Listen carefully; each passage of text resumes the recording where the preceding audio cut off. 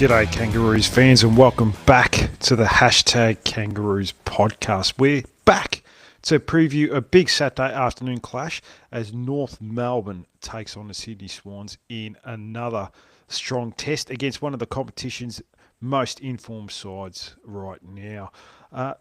Now, this will be a solo podcast and we will be going into team news. There's plenty happening around the club worth unpacking firstly though, and that's both in the immediate sense for this weekend and in the big picture moving forward. On the field, this game is about response, effort, and measuring where this developing group stacks up against an experienced and well-drilled Swans outfit.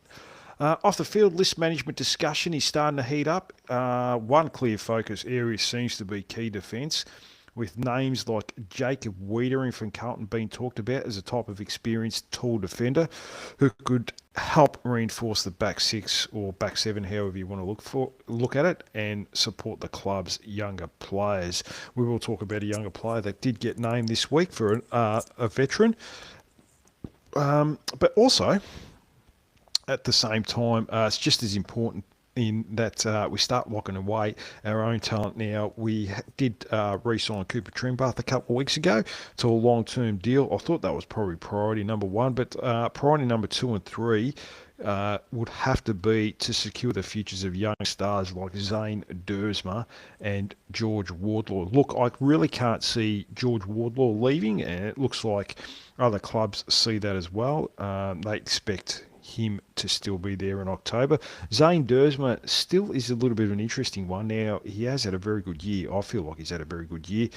His numbers of possessions, or his number of possessions, haven't been great looking throughout the year, but he has taken his chances when represented. Last week, I thought he was excellent. 8 possessions only for the game, and he kicked 3 goals. He's really starting to come into the play that we hope we'll get where we drafted at pick number 4 a couple of years ago. So, yes, very exciting times for him, but there's always that lure of going to play with his brother up the road at Essendon. That was the big rumour last year. So I would like to see North secure him for the next couple of years. Look, I think he will. I think his defensive efforts have improved a lot this year. He's still not getting the big possessions, but I'll tell you what, his quality is shining through, and it's about quality over quantity at the end of the day with him. And He's looking like he's going to keep taking steps forward, especially last week where goals were hard to come by. He really shined through. So retaining that core while smartly adding experience is clearly the balance North is trying to strike here. But Brady Rawlings doesn't know what he's doing. So I don't know if you heard that, but I have no faith in Brady Rawlings. That has been shaken to my core over the last few years. So whatever you think is right, I'm sure he's going to do the opposite of that. So we'll see. So with that broader context set, the challenge ahead this weekend and the longer term list picture coming into focus, let's jump into team news, selection calls, and the key matchups that will matter most against the Swans on Saturday afternoon. Now I want to go to a blast from the past, a memorable game against the Sydney Swans. So let's take a moment to remember what this jumper stands for. So Sydney, the SCG 2004. I wanted to go back to this game. I've been wanting to talk about this for a while. 40 points down at three-quarter time, I should say. Backs against the wall, and Glenn Archer's 250th a game as well. Everyone else thought it was over, but not North Melbourne.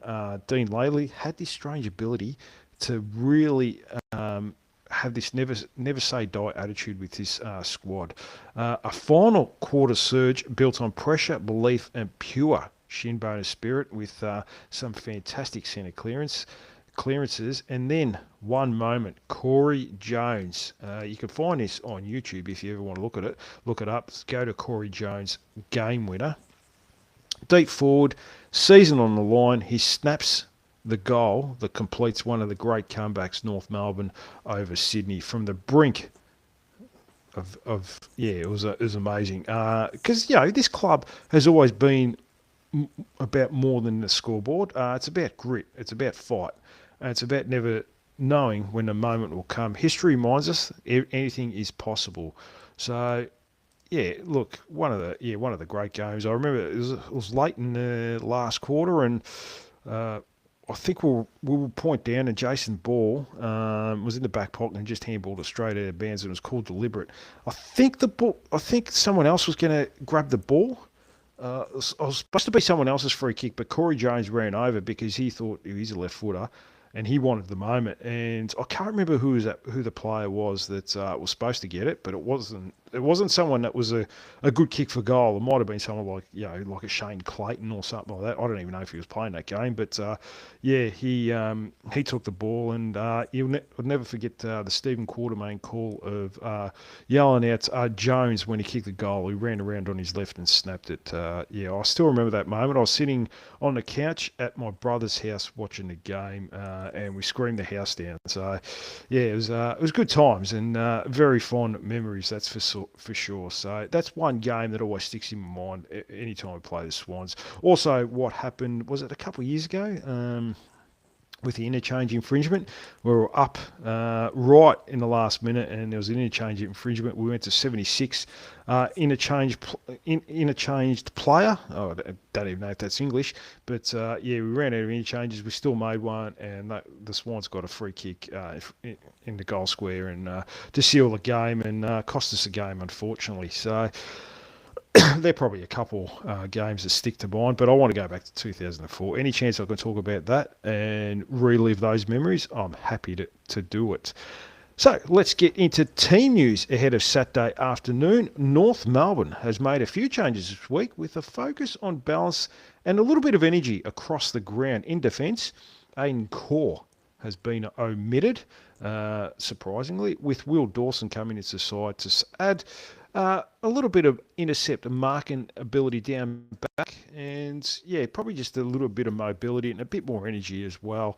Yeah, a bit more youth and exuberance, I guess. There was a lot of criticism about Aidan Corr last week, and maybe the club heard it because he didn't win many fans over after a couple errors last week. I thought he did a few nice things. He wasn't the worst out there on the ground.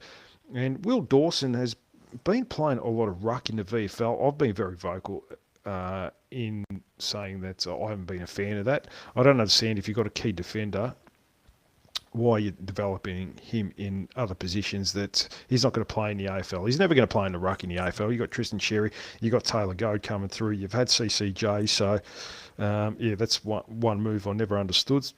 So yeah, they've gone with him this week. Good luck to the kid.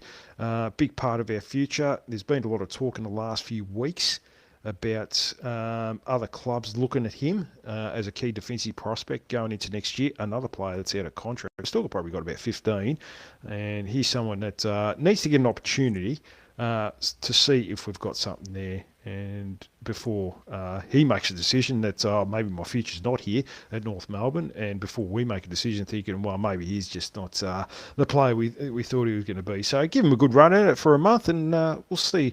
We'll see what he brings. And Aidan Corr, not even an emergency, so his career at 32 years old is definitely at the crossroads. In the midfield, there's a forced change. George Wardlaw returns to the lineup after recovering from an illness, a bit of a mystery illness. They didn't really say too much about it. They just said he caught a flu or something off Charlie Comben that was running through the house. But he comes in this week to replace Tom Powell, who misses through injury.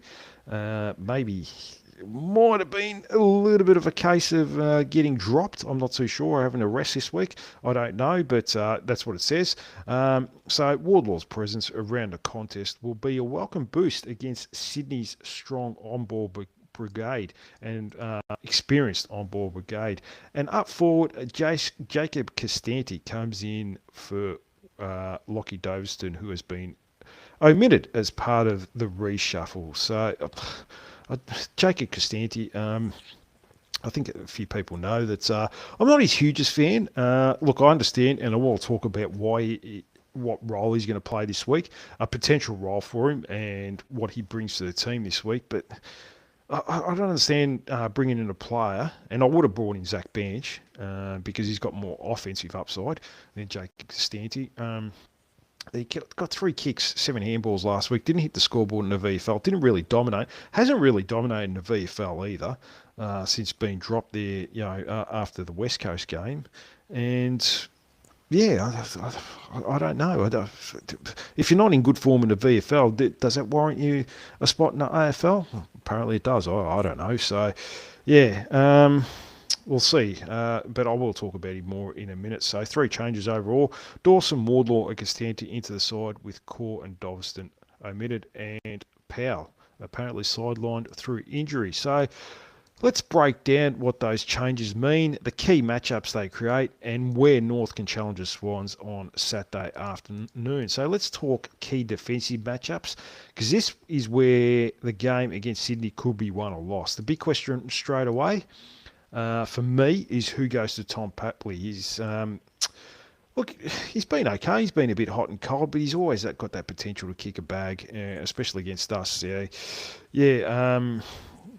And also with Malcolm Rose's kick at 7 last week, that alone highlights the danger if you let those types get separation in front and square looks. So for me, the matchup makes sense for Luke McDonald, who goes straight to Papley. He's disciplined, accountable, understands how to play body on body against crafty smalls. The brief is simple: no cheap goals, no easy ground balls, and force Papley wide rather than letting him go through the corridor, run onto goals going into the corridor. So yeah, he's got a big challenge, but and he came in for a lot of criticism last week. How he got caught a couple of times and so forth. So he's under a little bit of pressure, but it's nothing unusual for Luke McDonald. He's probably been under pressure for the last 10 years. And yeah, so he won't know any different, and he'll just play the defensive role, and he'll play the team role, and usually this is where he rises. He does rise to the challenge. So that's the matchup I would go for. So an interesting discussion point this week for me is Tom Blamires. I think they may consider pushing him down back to add a little bit of drive and defensive balance. He runs hard both ways. He's generally pretty strong from what I've seen overhead, and he could help link defence to offence, especially if Sydney try to lock the ball in the forward half. It's not a must, but it's a card worth holding if North wants extra composure coming out of the back line. He's got really good skills. I really like what I see from Tom Blamires. And yeah, he played... that's where he played for Frankston as a rebound defender, and he did start the year in his first 2 or 3 games as a rebound defender before pushing up to the wings. So I don't mind pushing him out of there, especially when I go through the midfield battle. Simpkin might be, for me, should go back to the wings. So now Sydney are going with 3 tall forwards: Joel Amati, Logan McDonald, Hayden McLean. Respectable players, but without Charlie Curnow this week through injury, it's hardly an imposing monster forward line. There isn't that one dominant key forward you have to double team every contest. It's not like you've got Charlie Curnow who's going to get a free kick every time the ball goes down there. He seems to do that a lot against North. So they're good role players. Like Marty certainly does have that potential, and he's an uncontracted player at the end of the year. But I don't know, they don't scare me. So that's puts even more importance on team defence. So if North Tors can compete in the air and bring the ball to ground, work then shifts to the smalls and mids to lock it in or force repeat stoppages. And that's where we need to be, and that's where we need to be honest. The pressure up the field has to improve. It really dropped away in the last quarter against Geelong last week, and when that happens, even an average forward line can look dangerous. Sydney feast on clean entries, overlap run from Nick Blakey. Callum Mills has been really good this year. He's getting a lot older. And they've got that guy that Riley Bice, who absolutely dominated against us last year in his 2nd or 3rd game. So he provides a lot of overlap run. So the message defensively is clear for me: Luke McDonald to Tom Papley. Key backs hold their ground against Sydney's Tors. Consider Blamires as a drive option if needed, and most importantly, pressure up the field, because defence starts well before the back 50. Get that right, and North gives itself a chance. So let's get into the midfield battle. because this could be swung. This could swing the game on Saturday. From Sydney's point of view, the big call to me is obvious. Does James Jordan go to Harry Sheezel? He's done plenty of run with roles before. And if you're the Swans, Sheezel is the player you'd want to restrict at stoppages and in transition. So the question for North is, after last week, how do you respond if that happens? I'll give you three options. There are three realistic options that we can do. So Harry Sheezel, option number one, push him to half back. We've seen this work before. I think Jesse mentioned it the other day. If Jordan tags him there, it either pulls a defensive-minded player away from Sydney's midfield rotation or forces Jordan to defend space instead of boarding Sheezel at stoppage from halfback. Harry gets time vision and can still dictate the game with ball use and decision-making. So that's option number one. Option two, maybe I'm not a big fan of this one. Send Sheezel to high half forward. They tried this last week. This is about dragging the tag into awkward territory. I think that's what Geelong tried to do with Bailey Smith. High half forward allows Sheezel to keep linking the ground, hit stoppages, and still can be dangerous going inside 50. It also tests James Jordan's discipline.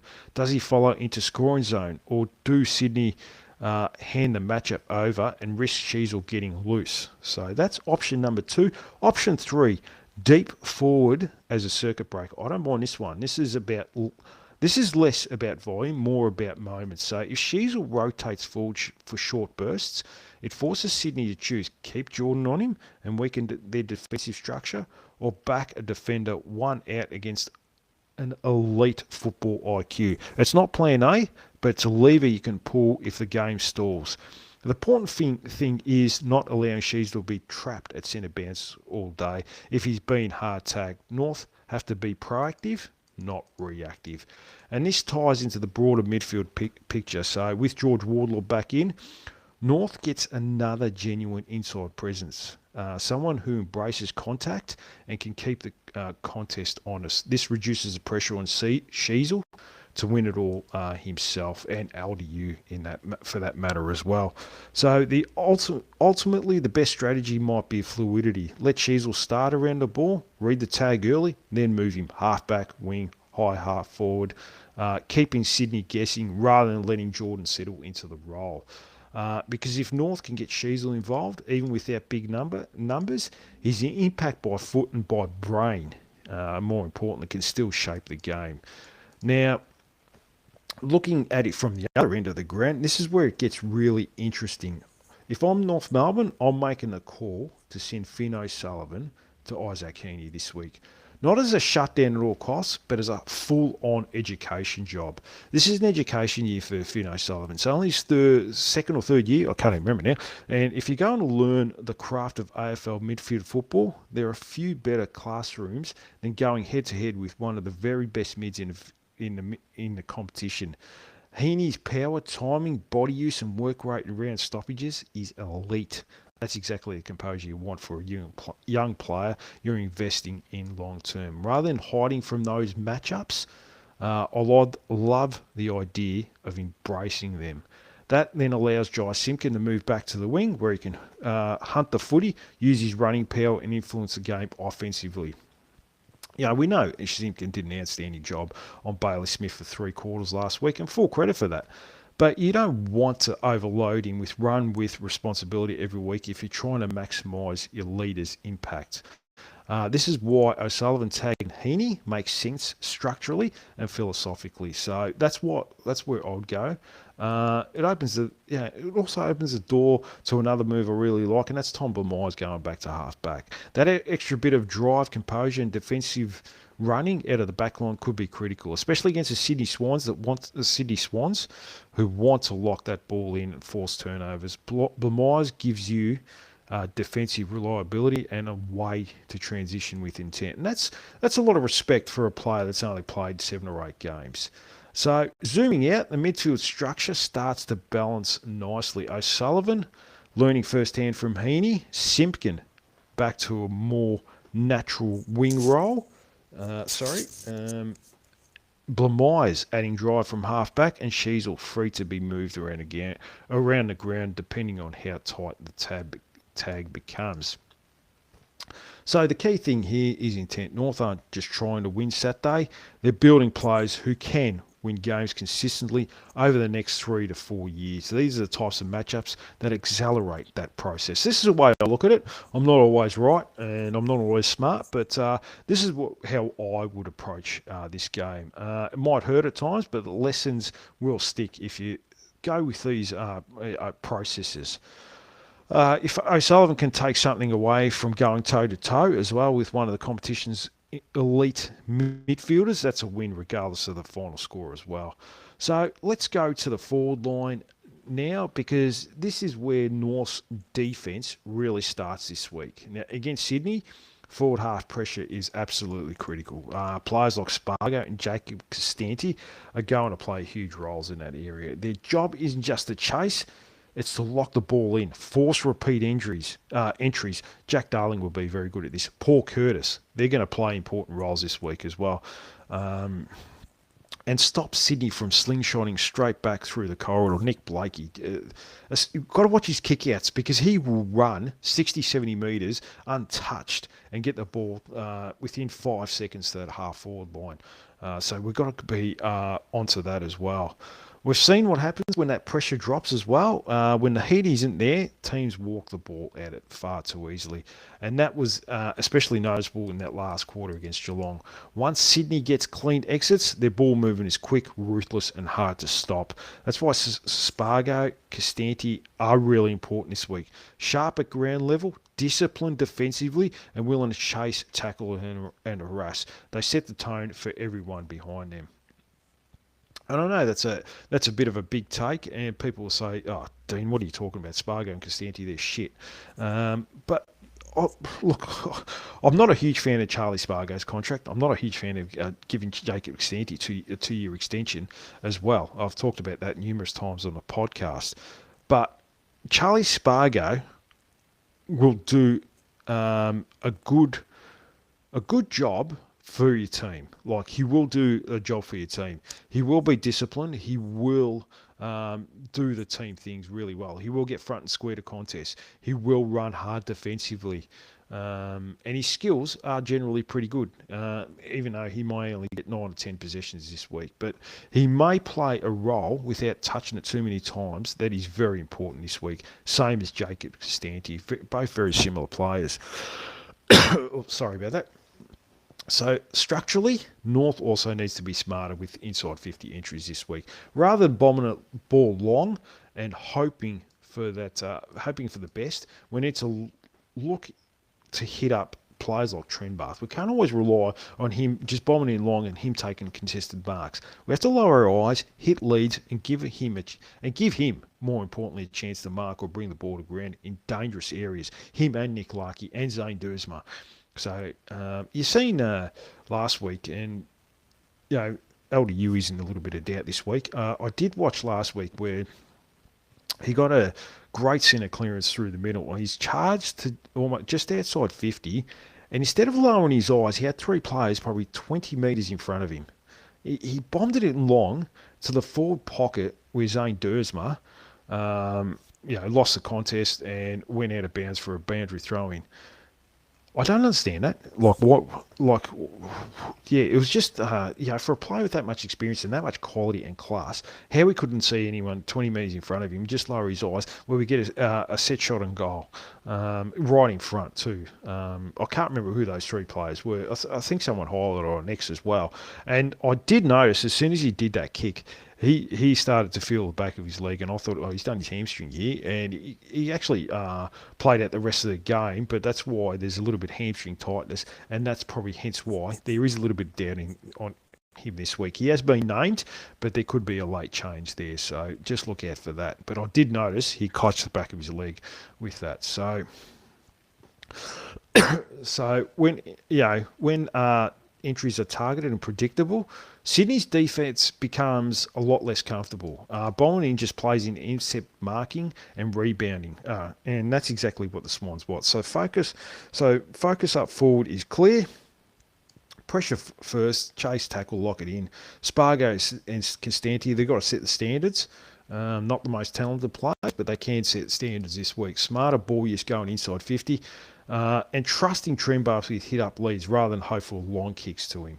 If North can get that balance right, pressure without the ball and composure with it, the whole team team defence improves instantly, because good forward craft doesn't just create goals, it protects your back seven as well. So we'll go forward. When we talk about potential match winners this week, I'll keep coming back to one role in particular, and that's Foss doing a blanket job on Isaac Heaney. But going the other way offensively as well. We've seen that against Essendon with Zach Merritt, very good defensively, and went the other way. He did it with Finn Callaghan as well. I was going to say Finn O'Sullivan. Foss is Finn O'Sullivan. Finn Callaghan a couple of weeks ago as well. So if North can limit Heaney's influence, it takes a huge chunk out of Sydney's midfield power and scoreboard impact. But this isn't just about stopping him, it's about making him defend as well. So that's where Foss becomes really important. Run with Heaney, stay disciplined, but when North wins the ball, explode forward, get to the right spots, and force Heaney to chase, to tackle, to work defensively. The best way to blunt an elite midfielder isn't always pure negation. It's draining the tank and breaking the rhythm.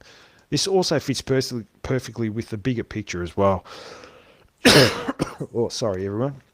It's an education year, and these are exactly the matchups you want young players exposed to. Learning how to body up to a top-tier midfielder, how to read stoppage craft, how to recover defensively. Those lessons accelerate development faster than sheltered roles ever will. So if Voss can hold Heaney to reduce impact, force him wide, still hurt Sydney the other way, that's a huge win for North. Regardless of the final score, those roles don't always show up in the goal counts, but they absolutely show up on the scoreboard.